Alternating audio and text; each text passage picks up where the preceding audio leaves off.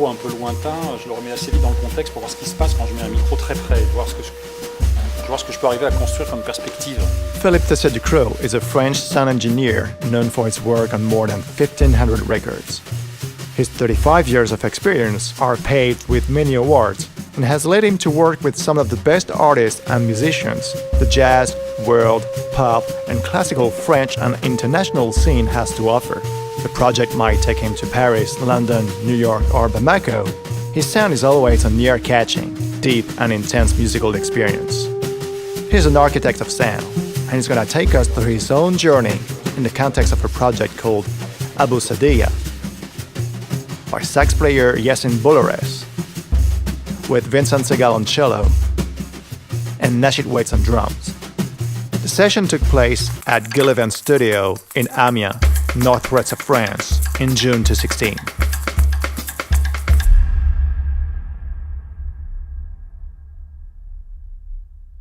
De la très bonne musique, très très bien servie par les aspects techniques, mais avec quand même rarement les disques qui ne reposent que sur un aspect technique, qui ne sont pas pérennes.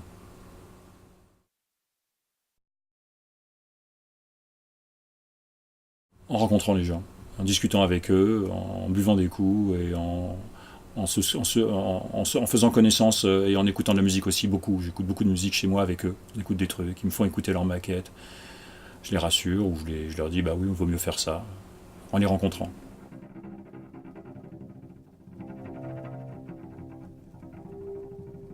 C'est capter une émotion, mais avec, si possible, essentiellement un jeu de micro. Essentiellement dans une certaine idée de pureté de geste technique et de minimalisme technique. En fait, j'aime bien l'idée, à la limite, que les mecs soient tentés de me dire mais t'as rien foutu. Un truc que j'aime, c'est qu'on me dise que ce que j'ai fait est musical. Et ce que j'aime aussi, c'est que de faire écouter de la musique exigeante, la faire écouter à des gens qui n'ont pas été forcément habitués à écouter ce genre de choses, et qu'ils y trouvent de l'intérêt, et qu'ils y trouvent de la beauté.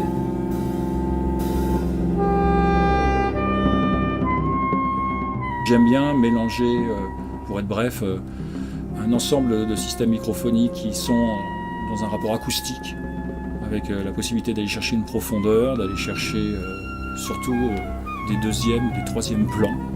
Ça, j'aime beaucoup.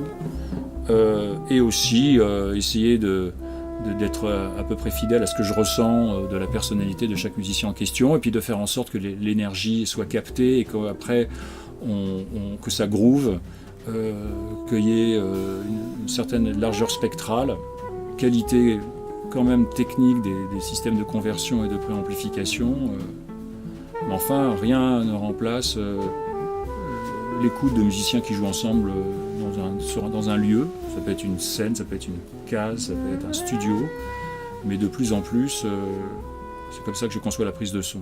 Un ensemble. Je travaille pas mal en omni quand je peux. Enfin, j'essaye de pouvoir justement, parce que je trouve que c'est là que les reprises sont les plus belles. Et je pense que souvent, à mon goût, la grande erreur dans les studios, c'est de devoir absolument s'obséder par les séparations. Ça fait qu'après, j'invite les ingénieurs du son qui n'en ont pas l'habitude de faire une expérience. Ils jouent d'un instrument un peu bruyant, un peu bruitiste, derrière un micro directif, et la même chose derrière un micro omni, et ils jugent la reprise. Et ils l'imaginent multiplié par 10 micros. Il ne faut pas s'étonner qu'à l'arrivée, ils aient quelque chose qui soit un peu comme une poêle à frire, quoi.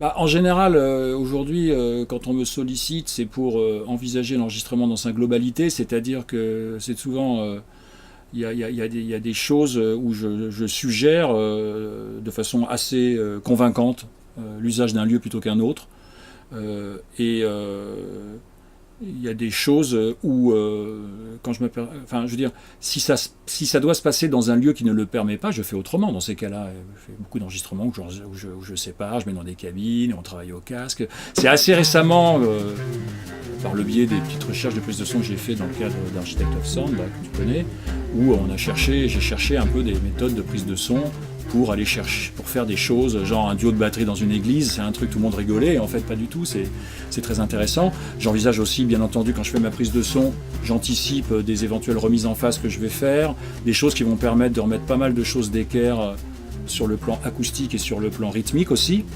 moi je suis un grand admirateur de Manfred Eicher, mais ces disques, c'est une autre approche mais je respecte énormément. C'est plutôt une séparation et ensuite une globalisation avec des réverbérations, et il a apporté l'idée de la longue réverb dans le jazz. Donc ça, c'est un apport significatif, et puis il a créé un truc qui restera dans l'histoire, c'est indéniable. Bon, moi j'aime bien maintenant, au contraire, être plongé dans une acoustique d'office, essayer d'en faire son ami. Ça veut dire aussi de partir de la couleur d'ambiance. J'aime bien essayer différentes hauteurs, distances. Là, ce que je vois, c'est que j'arrive à un plan que je trouve intéressant, c'est-à-dire que je me retrouve avec la batterie qui est full sur la scène sonore, et du fait du placement du micro, d'avoir la contrebasse un peu là et le cello un peu là, une façon de base stéréophonique qui me semble assez cohérente, autour de laquelle je peux bâtir un truc. Souvent, quand on fait des disques, quand on cherche pas ça, les gars travaillent sur tout un tas de trucs de proximité, puis ils disent bah, tiens, mets 2 micros d'ambiance et on verra bien. À tous les coups, à la fin, le micro d'ambiance, il passe à l'as parce qu'il va être celui qui emmerde. Mais par contre, si tu y réfléchis et que tu positionnes les musiciens et que tu essaies de créer un truc, après tu te retrouves avec un caractère qui est vraiment hyper intéressant, qui crée la couleur. Après, ça plaît ou ça plaît pas. Hein.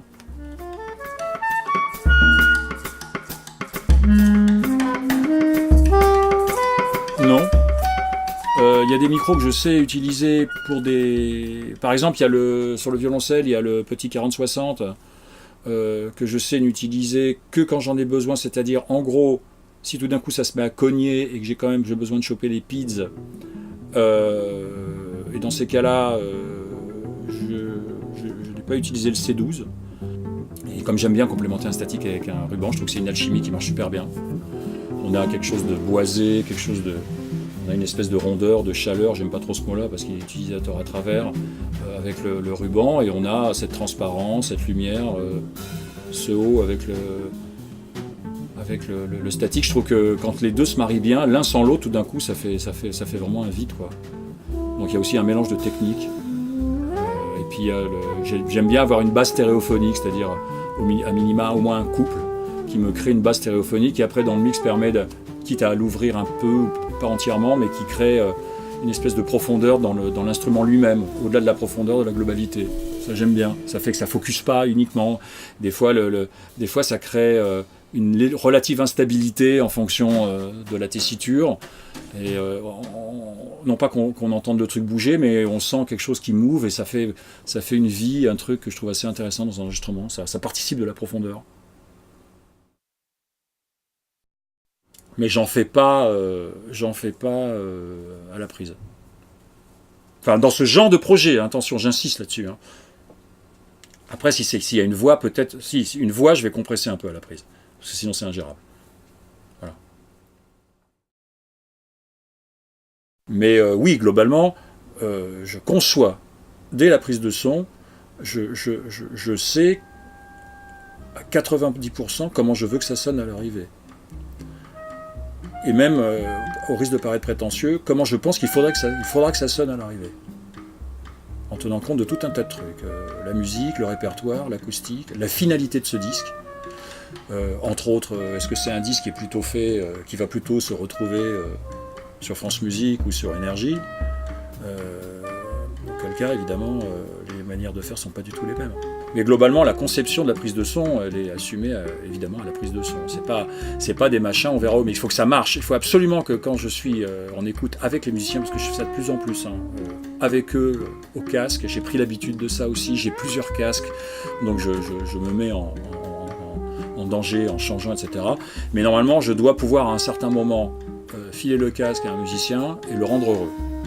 Et qu'il ne soit pas en train de dire on verra ça au mix, mais rentrer dans un truc qui fait ah ouais c'est chouette, ah ouais c'est cool, et ça lui donne envie d'aller encore plus loin et de continuer la prise et de machin. Voilà.